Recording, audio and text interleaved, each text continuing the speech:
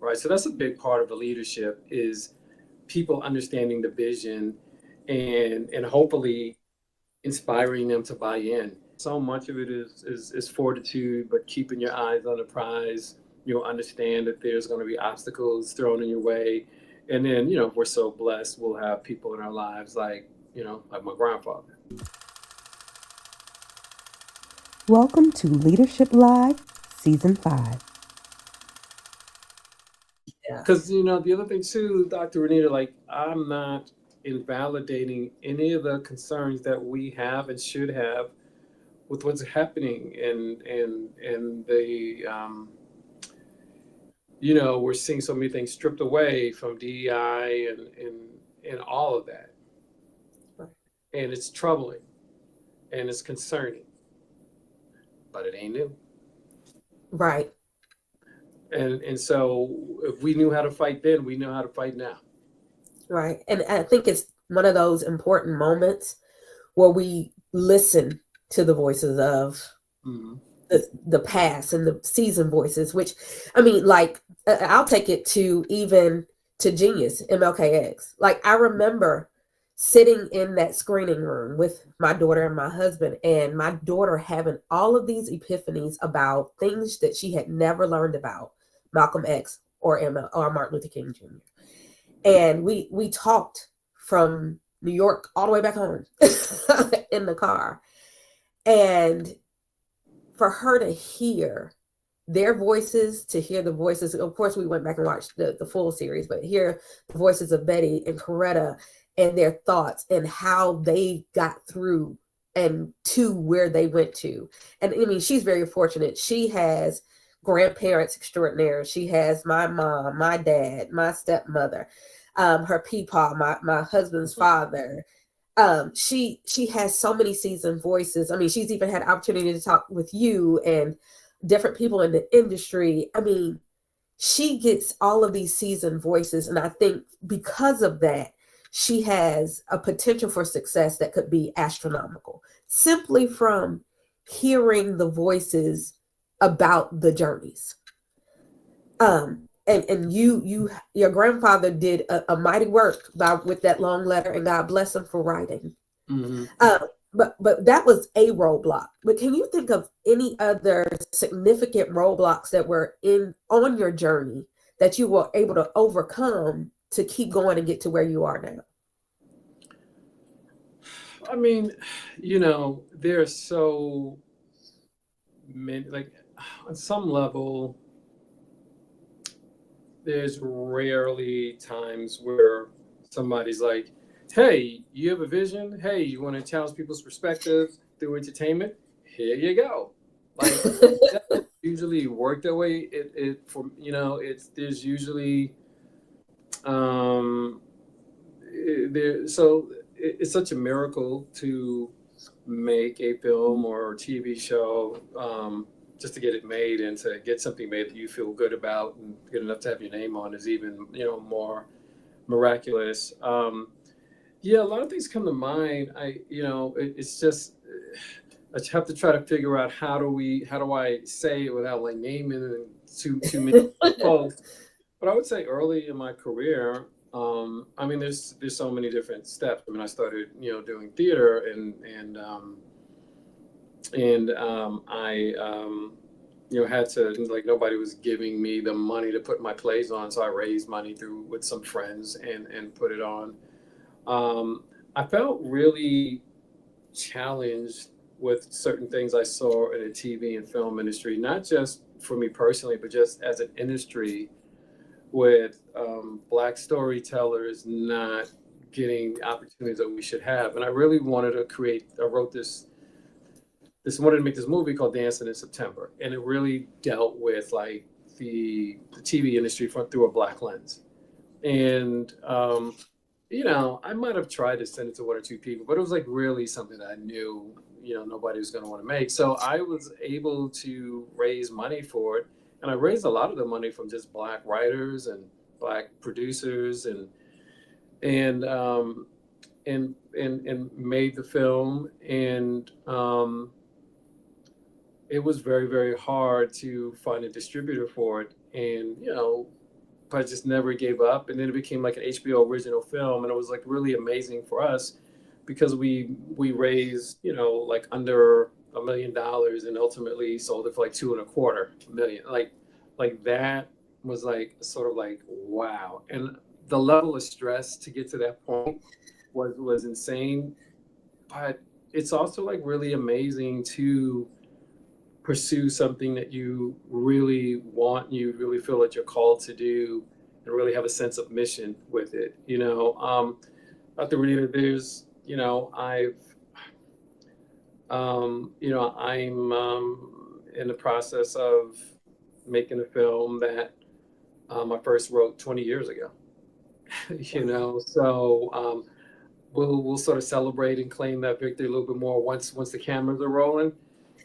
So it's really I really believe in like perseverance, and some things are easier than not. But even when we talk about like swagger, I knew you referenced the seventh maze that we did in season 1, and the fifth one we did in season 2, and those were really like the reasons I wanted to do those seasons. But there, I wanted to be more strategic. I was like, sometimes you got to enter somebody's world in order to lead them out. So let's use basketball as a platform. Let's entertain. And if all you got out of the show was entertainment, that's all good. Okay. But if you get through the seventh one, like, wow, good. Because we now, the characters and the world, and we get to challenge perspectives, and hopefully we get to create positive change. So much of it is just like perseverance, but strategic, and just various ways to work around it. Do you want like some real authenticity right now, Dr. Renita? Yes, go for I'm gonna it. pick up the phone right now because Gina's in South Africa shooting children of blood phone. And hey, G, I'm just saying hi. Pick up your call because I know you're shooting. But I'm literally right now doing a podcast, and you're on air. Oh wow. Okay. Oh well. Okay. Well, there's one of it. Okay. All right. Love you. Bye. Love you. Bye. And so, and there's and that's the other thing too. It's like at the end of the day, it's like we're also human. We're living, and so Gina's calling me because the vet has an issue with our dog, and so like so much of it is just like we're living. It's life, family and all that other all that other stuff. So as much as I really live and breathe the work, family is so important. Absolutely. I love that you can have the freedom to take a call from your wife during the day. Right. And that she has the freedom to be in South Africa filming a new film, which we are really excited about in our house because actually we're reading Children of Blood and Bone this year Right. for school. But that freedom is something that a lot of people don't know how to value. They don't know that that's something you want in your work package. That's a benefit to certain careers and certain jobs, but it also is the benefit of years and years of getting there. I don't know about you, but I love people. People are some of my favorite folks. But sometimes people get on my very last nerve. And that's why the reminder that people be peopling is available for you in t-shirts, hoodies, sweatshirts. Go to www.drrenitaweb.com. Click Use Your Words up in the right-hand corner and get yours today. When I first started, because a lot of people talk about balance, Now, when I first started, there was absolutely no balance, like zero. And it probably worked for us because Gina and I met in the writer's room when we were both just like about that. And then I've explored at times like this, what does real balanced life looks like? Maybe 25% family, 25% work, 25% spirituality. That doesn't really work, for me or for Gina. I think it's like there are times when, I'm about to go in production. Like I'm 75% all into the work right now. and then we wrap, and now it shifts, and maybe that 75% of work might be more like 30% now, and the other thing, so it's like keeping it fluid and flexible, and then just, yeah, and I don't know. I mean, I don't know how Gina is shooting and has a minute to call the vet. But I'm glad that she does, and this is great. Love what we do. Yeah. Well, speaking of loving what you do, you all actually created your own. You have Undisputed Cinema. Yes. And so how did you go from the writer's room at a different world to creating your own company and doing it with your partner? Like that's real. Well, for when Gina and I were dating, actually, I think even before we were dating, we would just sometimes talk about things we envisioned for the future, and A Different World was our first gig as well. And so we would just talk about wanting to have careers where we created work that would have impact, and eventually move to a space where we could also create, or create environments where we support other people's work. So it's probably a long time coming. I mean, there's something like really satisfying and clear in, I'm the writer, I'm doing this, keep it moving. Yeah. But even as you mentioned MLKX, so while that was our idea, I mean, Nat Geo came to us with this idea of season 4 of Genius to do a season about Dr. King. And, I really didn't want to do that. What I wanted to say was, we should let's have a narrative where we look at, choose two different sides of the same coin, Dr. King and Malcolm X. And that's how Gina and I kicked it, and we presented that to the network. And so they loved the idea, and they're like, okay, get going, let's start writing. But we were busy, I was on Swagger, and Gina was doing one of her projects. And so it really became like really helpful to be able to pull and find some other writers and uplift some other showrunners to run the show. And that was really great. So on some level, on a practical level, like we have so many ideas that if we just only hold on to it for us to do, we'll never get to it.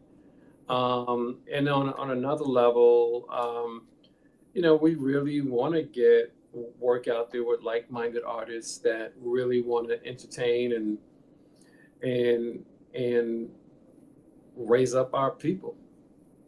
Yeah. Yeah. So you saying that makes me think, and I don't know if that art piece behind you is by her, but I think about Lisa. Yeah, that's And Lisa. it looked like her work. And finding inspiration for stories and for life in general. So I think about the Emmett Till painting that you told us about. And Lisa is hands down one of the most fabulous artists I've ever seen and had the opportunity to connect with. Once again, like I said, Swagger helped shift our life. And Lisa's one of those people I get to root for and with. How do you find inspiration, or how do you find yourself being inspired as you are writing and creating in this lifetime? Yeah, I mean, I just stay open, and it comes from so many different spaces. I mean, it really, really comes from, it's a strong desire to do work that has impact, but sometimes it could come from like anger in something I see with society. Sometimes it comes from joy, something from like, it comes from so many different spaces. And so like part of the job as an artist also is to stay open, is to listen, read, and having my perspective challenged helps me grow. To just constantly be on a path of evolution, and evolution to just create great art, to be a really great leader, really uplift my family. And I just try to live in this space where, It could come from anywhere. And even though like we're having, very, very serious conversation, I'm also really silly. And I think that that's a big part of it too, is like, yes, to take it seriously, but also sometimes to just not, Right. and so it just comes from everywhere, to be honest with you. Just staying open.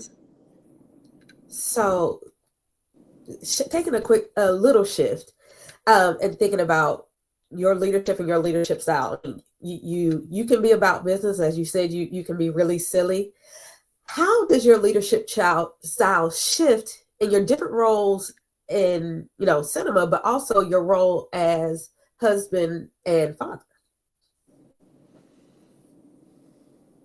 So in terms of work, as we, covered well, so much of like, here's the vision, let's make the vision work, let's elevate and reach it, you know. Um, as a father,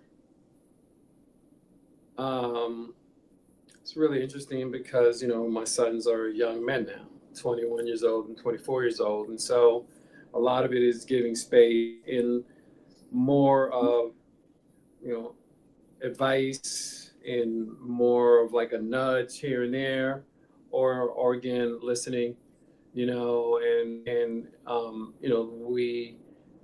um, we've had high expectations on them as they were coming up in terms of like being people of character, and so I don't think that ever goes away, but just trying to be a parent that gives guidance as opposed to you got to do this, you got to do that. Like they grown men, and they gotta make choices that feel right with them, that are aligned for them with their place in the world and in the universe. And with Gina, we're partners. And so we rely on each other. So I don't really approach it like, come through the door like, hey, woman, sit down and hear what I got to say to you, Yeah, like, nothing about Gina open seems like she'd be all right with open that cold beer, you know. Um, I mean, the reality is we met as colleagues and as friends, and that is the secret sauce to our relationship, is our friendship. And so there's, putting a ring on our finger never needed to change that. We're homies, and that's how we rock. Hello, I am Dr. Renita L. Webb. Are ready to not only be poured into, but to also pour out today? Yeah. Do our best, our very best, to be on time. Hello, somebody can say on time. I had a moment where you had something that was given to you that you thought was your gift, and you found out it was for everybody. And I remember Sister Vanessa went with her friends to Baltimore to see the wretch. At that time, I didn't know what the wretch was. I didn't know what wretch meant, but I knew she shouldn't have been there. Learning how to have those feelings and to crank up those emotions within you to say, oh, that really wasn't right. I sit better in my car than I do in my shower, but that when you tell me, the only thing better in my car would just be in the car. Unless my jam comes on, then I don't care who's in the car. We're going to take my freedom. I would say my husband and I too, we met it as friends first, and who knew that we would be here? I guess the Lord knew. Right. But You have the cold beer in the fridge waiting. Absolutely not. I wish he would. It would not end well. But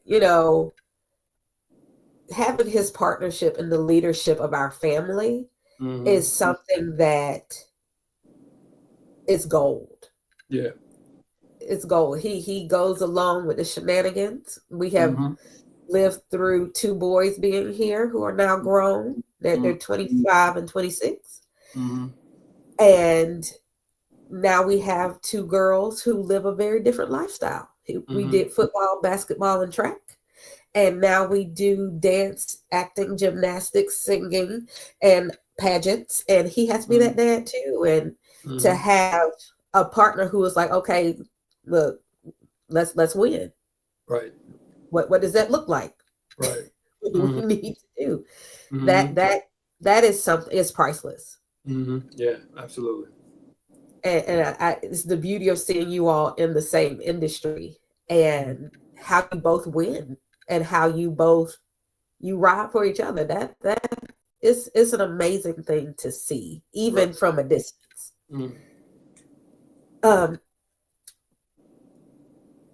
Going back just a little bit, thinking about you talked about how Black women help shape you.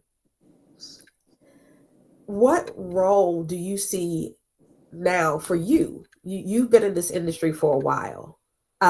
You came up from a playwright. I think I read somewhere that you went to drama, performing arts high school and majored in drama. But I also read somewhere that you were a boxer before that. Well, there's levels to everything, right? So when we said, and I wasn't a professional boxer, I mean, I might have said I boxed. I mean, I really took it seriously when I was, a teenager.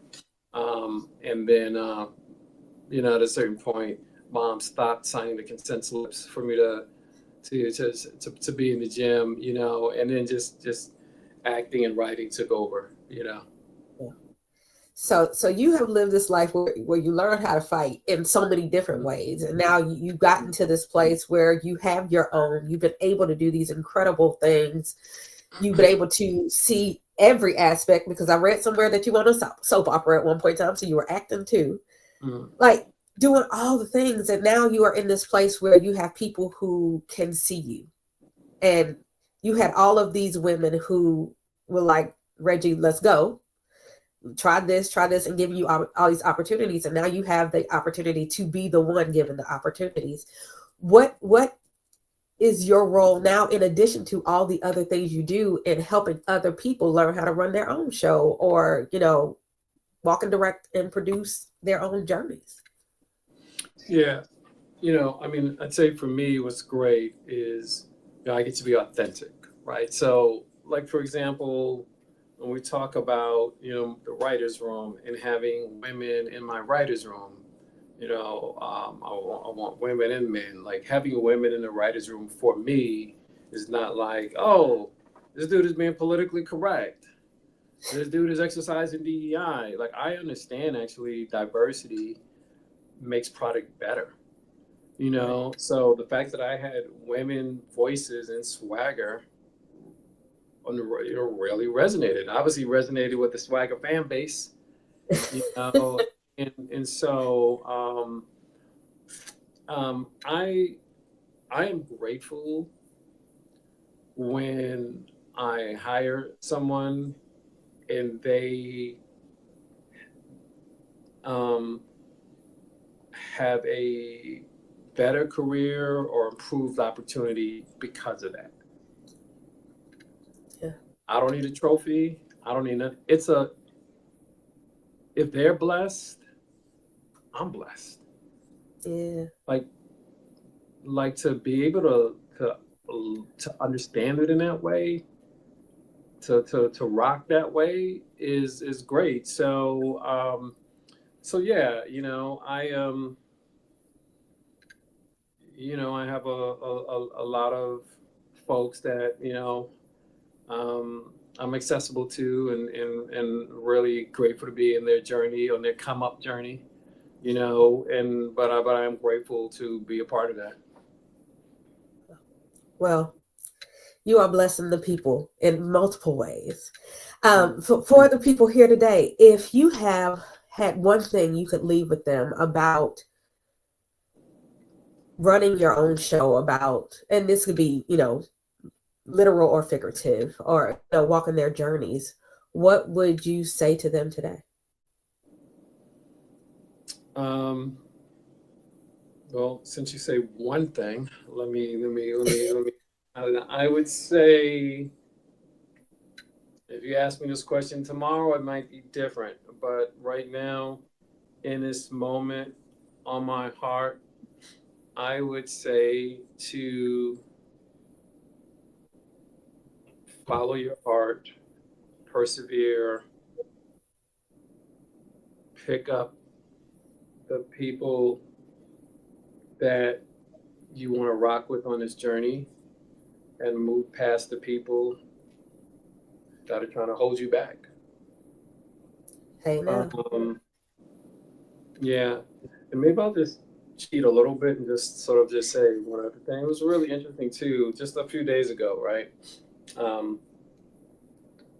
was I took my dog out and I got locked outside of the house, right? And I'm like, and we used to have a key somewhere where only we would know to find it. And I was like, oh, I remember moving that key. So like I'm locked out, and somebody was going to come to the house in an hour to help out with some work. And it was like she was an hour away. So I'm like, okay, cool. I just had to and I had my phone with me. But I was like, should I call her? And I was like, nah, why call her? She's going to be in an hour. So I didn't. I just kind of like dealt with it for a whole hour. And then she rolled up and she says, oh, but Reg, I put that key back where you wanted it to be. And by the way, she was an hour early. She was killing time at a nearby restaurant. And I was like, what the heck? So if I would have just called her, I would have been waiting for an hour. But I really appreciated that moment, because it also just brings back another lesson, which is sometimes we can block our own blessings. Like sometimes it's right there. Sometimes what we need is right there, and we're the ones that are like, yeah, nah, it's not here. When in actuality, it is here. So I think that that's just a good reminder for me to not be in a space where we cut off our own blessings. Absolutely.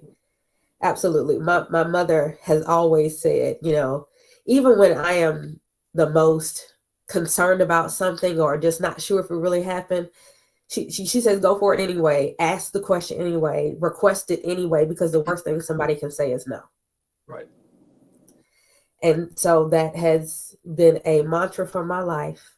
And because of it, I've had some opportunities that other people wouldn't have had, because I learned the hard way not asking and lost some things. And especially as I've gotten a little bit older, the worst thing somebody can say is no. So I might as well just ask the question. Right. And sometimes no doesn't mean no. I mean, in terms of like business and opportunity, sometimes that no is just, at the end of the day, sometimes like in our field, all you need is one yes, so along the path of getting a movie made or a show made, sometimes we're going out there pitching our stories and ideas, and, 4 people could say no to this project, but then it's like that 5th one, so, so much of that, your mom is right about that, and then just that level of perseverance. Okay, why did that sale not go? What do we learn from that? Okay, how do we overcome it so that the next one is a yes? Absolutely. Yeah. Well, Reggie, I thank you for your time today, and I'm sure everyone out there is accepting and excited about the conversation we've had today. I'm looking forward to your new creations and all that you help others create as well. Well, I appreciate it. And if you don't mind, let's just set a date. I want to catch up with your daughter. So let's just jump on the phone. I want to hear from her and see how she's moving through the world in this space and time and what it's looking like through her lens. But really appreciate you. Thank you. Everyone out there, I'll see you next time with another one of my friends. Make sure you keep your leadership all the way live. Bye, guys.